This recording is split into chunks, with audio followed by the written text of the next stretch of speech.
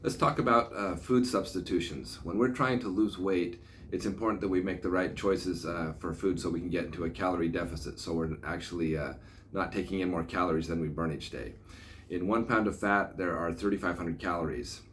And so for us to be able to whittle away at that over time, it's important that we make smart food choices. So I'm going to go over a couple different foods and let you see how many calories there are, and then also show you some alternative options, some substitutes you could use instead, and see how many fewer calories there are in those. So first of all, in a cup of white sugar, say you're baking something and you have a cup of sugar, that's almost 775 calories, but you could use some sort of sweetening substitute, an artificial sweetener with 0 calories. Now, I'm not promoting artificial sweeteners, but I just want you to see that's 700 calories in one recipe you're making just from the sugar there. If you have 3 whole eggs, that's about 230 calories. If you were to make an omelet though and just put a whole egg in and then just put 2 egg whites with that, you're going to knock 100 calories off of that. So it'll go down to about 130. A tablespoon of butter has over 100 calories, but if you spray on some cooking spray, there's about 6 calories. So that makes a big difference there. Half a cup of butter, over 800 calories. But if you were to bake something and use half a cup of applesauce instead, that's only about 50 calories. So a huge difference there. A cup of sour cream is close to 500 calories, but if you get the fat-free version, it's about half of that, around 230. 8 ounces of cream cheese is almost 800 calories. That's crazy.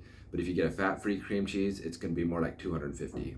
And then a quarter cup of mayonnaise, regular mayonnaise, about 230. If you get a fat-free, light one, it's going to be around 45. I've seen also a lot of people make mistakes when they go really heavy on the carbs, particularly their breads, cereals, pastas, crackers, those sort of things. Those are really tough when it comes to calories.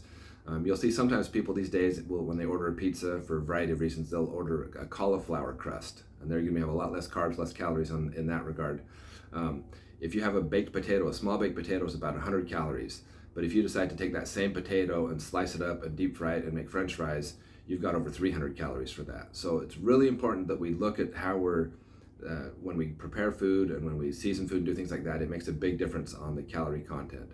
I've always been amazed when I see people bottling or canning fruit, and like we'd always can peaches when I was little, and I'd see them put the peaches in there and then they'd pour a big of sugar in there. It's like, why do you need that much sugar? So there's a lot of times where you can just cut back. If there's a recipe that calls for a cup of sugar, if you got to stick with your sugar, hey, try 3/4 of a cup. It's still going to taste good, So there's things we can do to kind of minimize the calories and cut back little by little. It'll add up over time.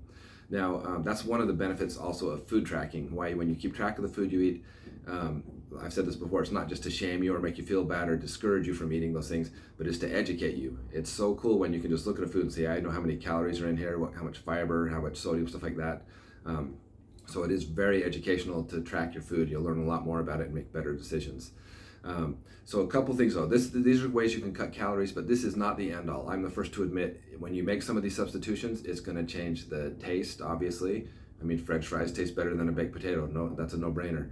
It can affect the texture. It can affect how filling that food is, how long it keeps you full for, and the nutritional value and the smell of the food. I mean, there's lots of things. So there's the whole package to consider. But if you're looking at cutting calories and you still want to eat and not have to feel like you're starving, doing some of these little things can make a difference. You can still eat some of those other foods, but there's a lot less calories in them.